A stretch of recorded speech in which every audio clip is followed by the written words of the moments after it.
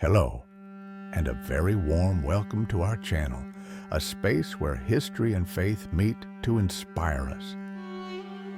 If you've made it this far, it's likely you're looking for more than just facts. You're seeking a connection, an inspiration, perhaps even a glimpse of the extraordinary. And that's exactly what we promise to deliver today. Get ready to dive into one of the most fascinating and mysterious biographies in the Catholic Church. The life of a man who walked among us, but seemed to have one foot in heaven. St. Padre Pio of Pietrelcina. Imagine for a moment, what if I told you there was a boy in a small Italian village who conversed with angels and saw Jesus and Our Lady as if they were part of his daily family life? And what if that same boy, as an adult, became a friar with the same visible wounds of Christ on his hands and feet, a sign so profound it defied scientific understanding? And it doesn't stop there. He also read minds, appeared in two places at once, healed the sick with a simple prayer, and heard secrets of souls in the confessional that no one had ever revealed. It sounds like fiction, doesn't it? But all of this is the real life of Padre Pio, a story that transcends time and continues to impact millions. In today's video, our mission is to unravel this singular journey, not just by recounting facts, but by transporting you into his world, to feel the depth of his faith and the power of his love. We'll start with his humble childhood, delve into the early discovery of his gifts and divine calling, follow his first steps in religious life, and the impactful revelation of the Stigmata. We'll see how he dealt with fame, persecutions, and trials, always with admirable humility and obedience. And of course, we'll highlight the monumental legacy he left, a work of charity that blossomed from his heart and an example of holiness that continues to be a beacon for humanity. This isn't just a story, it's an invitation to experience the power of faith and the beauty of the extraordinary. So relax, get ready to be touched, and come with us to uncover the secrets of the life of one of the greatest saints of all time. Are you ready for this journey? Now that we've opened the doors to Padre Pio's story, we need to go back in time, specifically to the year 1887 in the welcoming village of Pietrelcina in southern Italy. It was there, amidst simple landscapes and a life governed by the cycles of nature and faith, that Francesco Forgione was born. He came into the world in a family of peasants, hard-working people of deep devotion. His parents, Grazio Mario Forgione and Maria Giuseppa di Nunzio, were figures of unwavering faith, and the Forgione home was not just a roof, but a sanctuary of prayer. This family foundation was, without a doubt, the first fertile ground where Francesco's soul began to blossom. What makes Francesco's childhood so extraordinary is not just the environment of faith, but the experiences he began to have from a very early age. Imagine a child of just 5 years old who not only believes in angels and saints, but actually sees them and converses with them. For little Francesco, these visions and dialogues were not childish fantasies, but a reality as concrete as the bread on the table. He communicated with Jesus Christ, with the Virgin Mary, and with his own guardian angel, receiving heavenly advice and instructions. These moments were profound and intimate, secrets guarded in his small heart, which set him apart from the other children of his age. He did not show the same attachment to common games. His greatest joy came from communion with the divine. Gradually, Francesco realized that his path would be different. he felt an irresistible call to draw closer to God, a vocation that went beyond the expectations of a normal peasant life. These mystical experiences of childhood were not mere isolated episodes, but the foundation of a life that would be entirely dedicated to the supernatural, preparing him for the great challenges and miracles that awaited him. It was as if heaven was already signaling the extraordinary destiny that awaited him, a future of total surrender and tireless service to God and humanity. As the years passed, that divine call Francesco felt since childhood became stronger and clearer, almost a constant whisper in his soul. He realized that an ordinary life, dedicated to worldly things, would not truly fulfill him. His heart cried out for something greater, a total surrender to God. This quest led him to a decision that would forever change his path. At the age of 15, in 1902, he decided to knock on the door of a very special place, the convent of the Capuchin monks. For a teenager, making such a radical and definitive choice is remarkable, showing Francesco's precocious spiritual maturity. Upon entering the order, Francesco Forgione was no longer just the boy from Pietrelcina. He was taking his first steps to become the Padre Pio, whom the world would come to know. There, he made his first vows, which are promises to live in poverty, chastity, and obedience, surrendering his life to God. It was in this solemn moment that he received a new name, a name that would echo through the centuries, Friar Pio. This name was not just a formality, it was a symbol of his new identity, of his total dedication to God, and of his inspiration from Saint Francis of Assisi, the founder of the order, known for his love of simplicity, the poor, and nature. The following years were dedicated to an intense period of study, prayer, and spiritual formation. Friar Pio delved deep into the scriptures, theology, and above all, the life of prayer, preparing for the priesthood. On August 10, 1910, his dreams and his vocation came true. He was ordained a priest in Benevento. Now, Padre Pio, yes, from here on we can call him that, with the deference he deserves, could celebrate Holy Mass, forgive sins, and guide souls on the path of faith. For a time, his fragile health forced him to stay near his family to recover. But in 1916, he moved definitively to the convent of Santa Maria delle Grazie in San Giovanni Rotondo.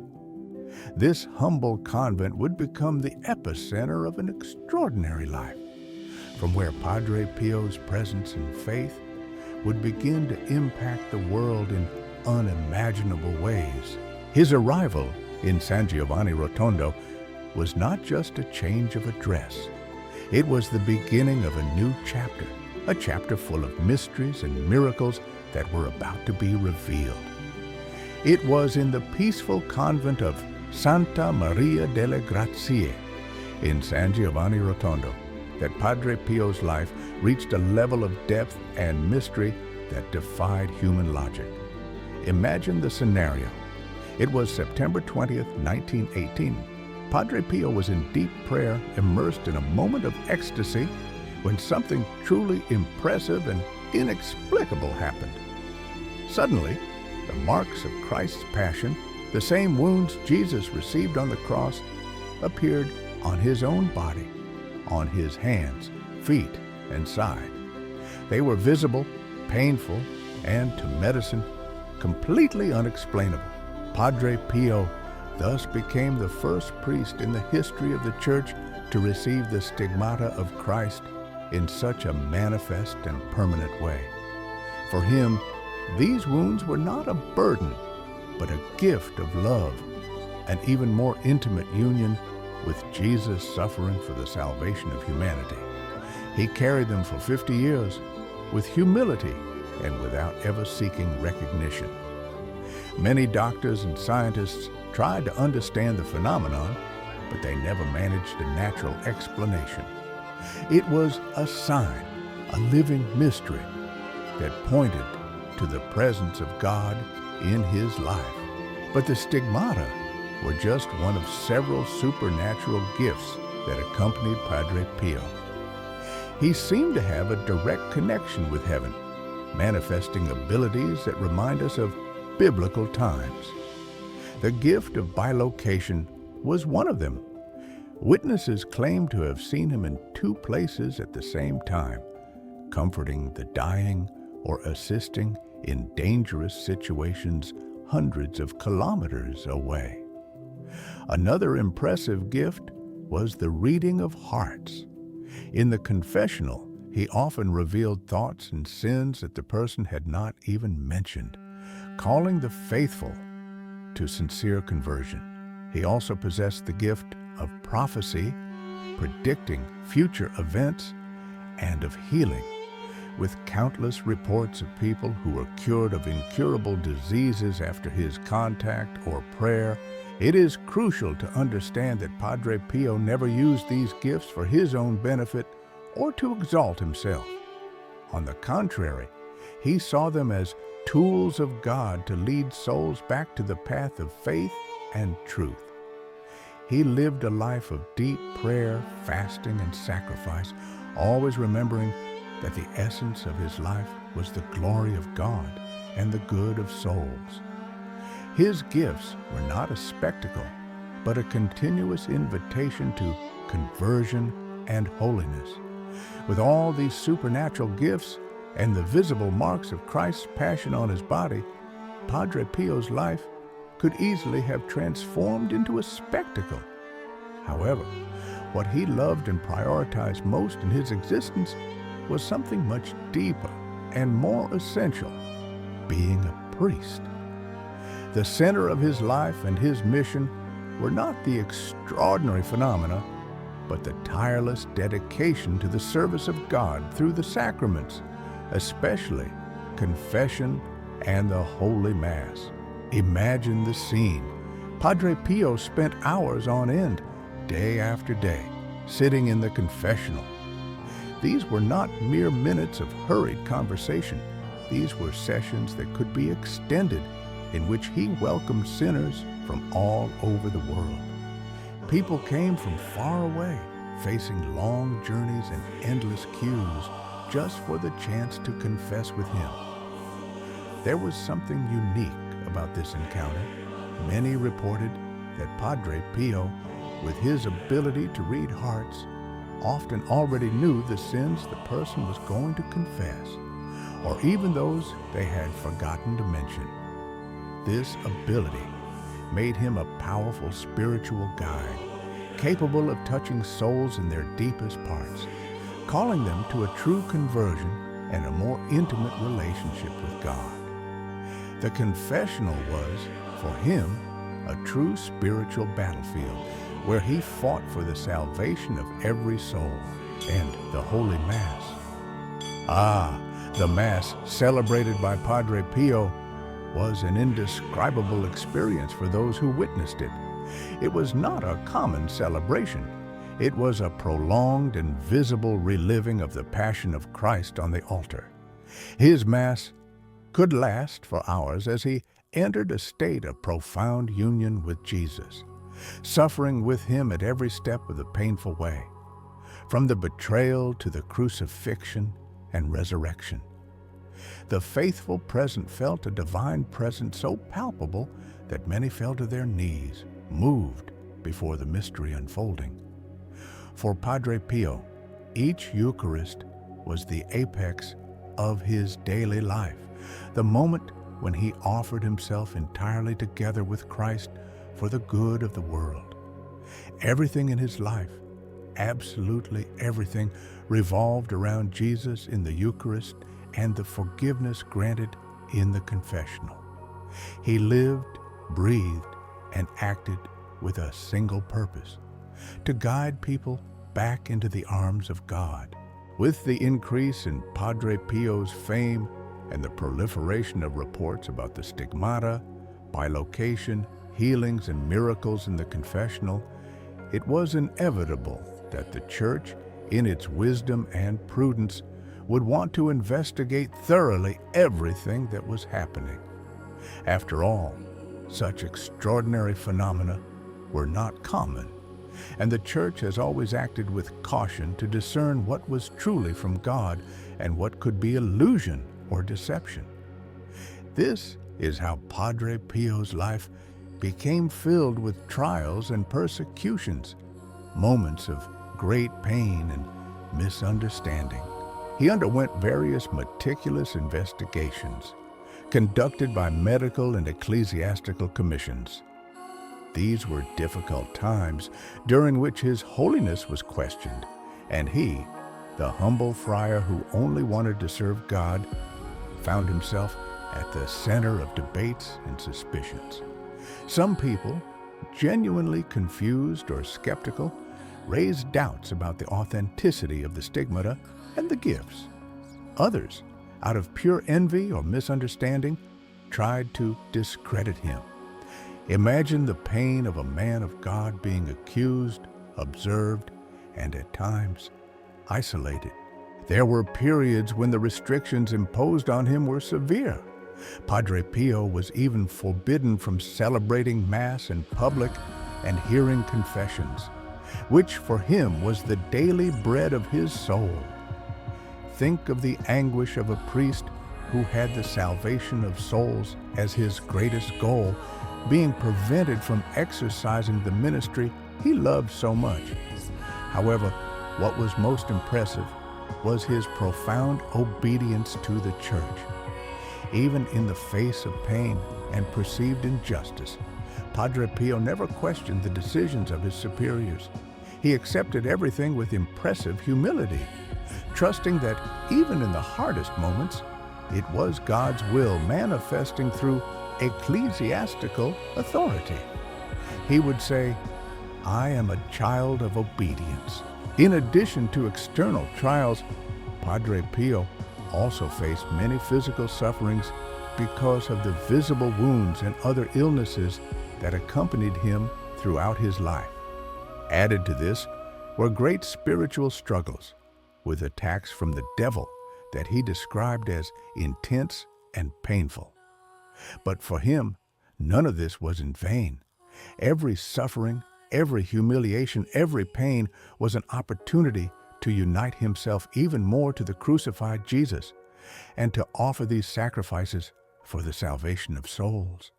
He taught us with his life that suffering, when embraced with love and faith, purifies us and brings us closer to the divine. His resilience in the face of such adversities is a powerful testament to the strength that faith can give us. Even in the face of all the trials and sufferings he endured, Padre Pio's heart never ceased to overflow with love. For him, faith was not an abstract concept. It needed to manifest in concrete acts of charity, especially for the most needy. Driven by a deeply divine inspiration, he had a dream that seemed impossible for a humble friar to build a gigantic hospital. He didn't want just any hospital, but a place where the sick could find not only the best medical treatment, but also much affection, dignity, and true relief for the suffering of body and soul. This is how, with the help of benefactors from all over the world who were touched by his spirituality, the Casa Sollievo della Sofferenza, House for the Relief of Suffering, was born in San Giovanni Rotondo. This monumental work, inaugurated in 1956, is much more than a modern hospital complex. It is a living symbol of Padre Pio's unconditional love for suffering humanity. He saw Jesus in every sick person and desired that everyone be treated with the utmost respect and compassion. The House for the Relief of Suffering quickly became a global reference in medicine, combining cutting-edge science with deep spirituality and human care. For Padre Pio, caring for the body was a way of caring for the soul, and the hospital was an extension of his confessional, and his altar, a place where physical and spiritual healing went hand in hand. But Padre Pio's legacy goes far beyond the walls of a hospital. He taught us through his own life that prayer is the key to everything, the oxygen of the soul. He fervently encouraged the recitation of the Rosary, which he called the weapon to win spiritual battles, and the constant search for union with God at all times of the day. His existence was a luminous example of holiness in everyday life, proving that it is perfectly possible to live a life of deep connection with God, even amidst the turmoil and challenges of the world. He showed us that faith is practical, that charity is action, and that humility is the path to spiritual greatness. The example of his life continues to be a beacon, illuminating the path of millions of people who seek a greater meaning for their lives and a more authentic way of living the Christian faith. The earthly journey of St. Padre Pio, marked by miracles, sufferings, and an unconditional love for God and neighbor, came to an end on September 23, 1968. At 81 years of age, he serenely departed for the Father's house, leaving behind an enormous void, but also a legacy of faith that was already felt worldwide. For many, his departure was a mixture of sadness for his physical absence and certainty that a great saint was returning to God. However, the fame of his holiness, far from diminishing, only grew exponentially after his death. Millions of people across the globe continued and continue to report graces and miracles attributed to his intercession. Stories of inexplicable cures, profound conversions, and aid in moments of despair multiplied, confirming that God's work through Padre Pio had not ended. Devotion to him spread across all continents, bearing witness to the power of the intercession of saints.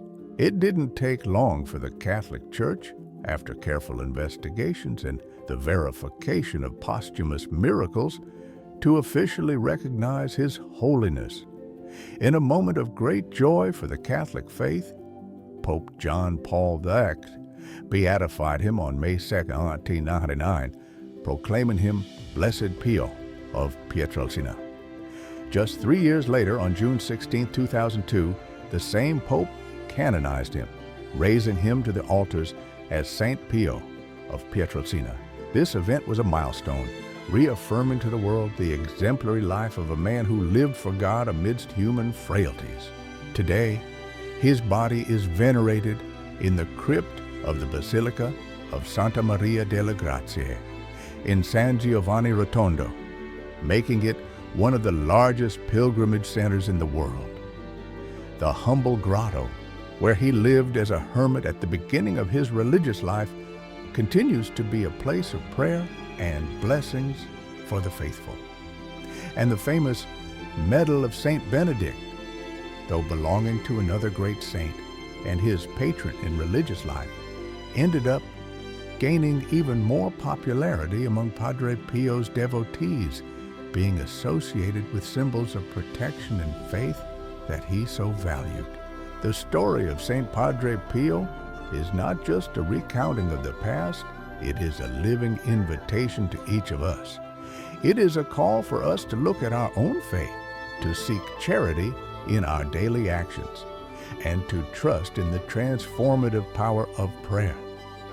Padre Pio reminds us that holiness is a path open to all, and that union with Christ, even amid sufferings, is the true source of joy and peace. He continues to intercede for us, a powerful intercessor with God. And we've reached the end of this incredible journey through the life of St. Padre Pio of Pietrelcina. I truly hope that every word and every detail of this story has touched your heart and ignited a flame of inspiration in your faith, just as Padre Pio's life continues to inspire and transform millions of people around the world. even decades after his passing. He left us a powerful lesson. Holiness is not something distant or impossible. It is a path we can walk, even amidst the challenges of everyday life. Padre Pio showed us that unwavering faith, tireless charity, and profound prayer are the keys to a full life and to union with God. He proved that, even with sufferings and persecutions, love for God and neighbor is the true path to joy and peace. His life is a living testament that the extraordinary can manifest in the ordinary when we open ourselves to divine will. If you felt connected to Padre Pio's story, don't let this inspiration stop here. Share this video with friends and family, with anyone you think also needs to know the life of this very special saint. Like the video, subscribe to the channel so you don't miss our next stories of faith, and activate the bell to be notified whenever we have new content. Your participation is fundamental for us to continue bringing these messages of hope and holiness to more people. Leave your comment below telling us what impressed you most or what part of Padre Pio's life touched you the most. Your opinion is very valuable to us. Thank you very much for watching and for embarking with us on this journey. May the blessing of Saint Padre Pio always be with you.